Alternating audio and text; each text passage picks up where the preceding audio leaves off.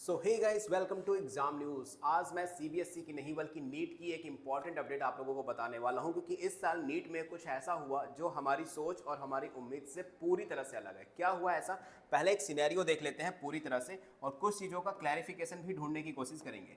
तो नीट का एग्जाम हुआ, ठीक है। अभी स्कैम है या नहीं है इस चीज़ पर हम डिटेल में बात कर लेंगे किसी दिन। पहली बात तो इस साल नीट के एग्जाम के जो फाइनल मतलब पूरे टोटल मार्क्स होते हैं दैट इज 720। टोटल 720 मार्क्स का पेपर होता है और इस बार 67 स्टूडेंट्स के 720 मार्क्स आए हैं, जो कि एक सोचने वाली बात है। क्यों? क्योंकि टॉप के कॉलेजेस में इतनी सीट नहीं है जितने इस बार टॉपर हैं। मतलब इस बार नीट के एग्जाम में अगर आपने टॉप भी किया है तो भी जरूरी नहीं है कि आपको वहां पर रिजल्ट में आपका मतलब कह लो कि आपको टॉप कॉलेजेस में एडमिशन मिलेगा। ये हालत हो चुकी है। और पहली बात, नीट का जो पेपर था इस साल का वो इतना भी इजी नहीं था कि 67 स्टूडेंट्स टॉप कर ले। लेकिन चलो मैं मान लेता हूँ स्टूडेंट्स आजकल के टैलेंटेड हो चुके हैं, टाइमली पढ़ाई कर रहे हैं और इतने क्यूरियस हैं कि उन्होंने 67 स्टूडेंट्स ने पास कर लिया। लेकिन यहाँ पर प्रॉब्लम ये आई कि जो 6 स्टूडेंट्स हैं वो हरियाणा के सेम सेंटर के हैं। यस, वो सेम सेंटर के 6 के 6 बच्चे हैं। मतलब एक सेंटर ऐसा था जहां नीट का एग्जाम हो रहा था और वहां पर उसी सेंटर के 6 बच्चों के कंफर्म नीट में सिलेक्शन है। मतलब 6 बच्चों के टोटल 720 में से 720 नंबर हैं जिन्होंने एग्जैक्टली सिलेक्शन लिया है। ठीक है, चलो ये भी ठीक है, एक बार को कोइंसिडेंस हो सकता है, हम मान सकते हैं। लेकिन जो बाकी के रेस्ट 2 स्टूडेंट है ना, जो 67 के बाद जो 68 और 69 रैंक लेकर आए हैं, 68 और 69 रैंक लेकर आए हैं, उनके भी 718 और 719 मार्क्स हैं। मतलब इतना ज्यादा कोइंसिडेंस कि 2024 में आकर अचानक से स्टूडेंट इतने टैलेंटेड हो गए। एक सेंटर से 7 बच्चों का एडमिशन, मतलब 6 बच्चों का सेम सेंटर से नीट में सिलेक्शन में 720 में से 720 नंबर आ रहे हैं। Is it possible? मैं बस इतना पूछना चाहता हूं तुम लोगों से, तुम लोगों को क्या लगता है कि क्या ये सच में पॉसिबल है? और अगर तुम्हें भी लगता है कि पॉसिबल नहीं है तो तुम्हें जाना है मेरे ट्विटर अकाउंट पे। यस, मेरा ट्विटर अकाउंट है @SURYA0315। ये मेरा ट्विटर अकाउंट है जिस पर मैंने आज ही नीट एग्जाम जस्टिस का एक पोस्ट डाला है। यस, नीट एग्जाम जस्टिस का एक पोस्ट डाला है और इसी पोस्ट को तुम्हें बार बार रीट्वीट करना है ताकि ये पोस्ट एनटीए तक पहुंच जाए।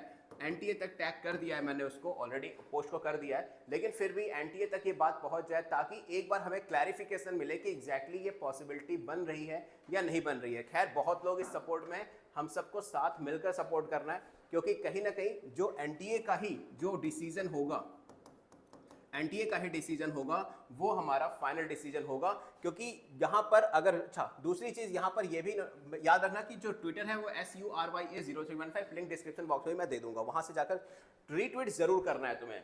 प्लस अगर 2023 की बात करें तो यहां से तुम्हारे 2 टॉपर निकले थे, 2022 की बात करें तो यहां से 4 टॉपर निकले थे, और वही जब 2024 में टोटल 67 टॉपर्स, और 67 लाने का भी कोई फायदा नहीं, क्योंकि जो टॉप कॉलेज है इसमें एडमिशन नहीं हो सकता, क्योंकि इसमें इतनी सीट ही नहीं है कि इतने बच्चों का एडमिशन हो पाए।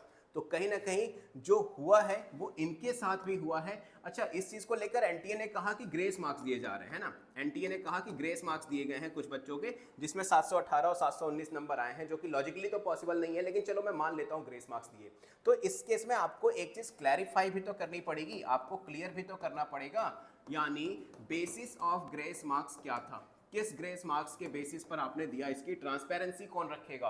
प्लस चलो आपने ट्रांसपेरेंसी के नाम पे एग्जाम दे दिया कि आप क्लैट के एक एग्जाम से आपने जो सुप्रीम कोर्ट का जस्टिस था उसके अकॉर्डिंग 2022 या 21 में एक एग्जाम हुआ था उसके अकॉर्डिंग उन्होंने दे दिया।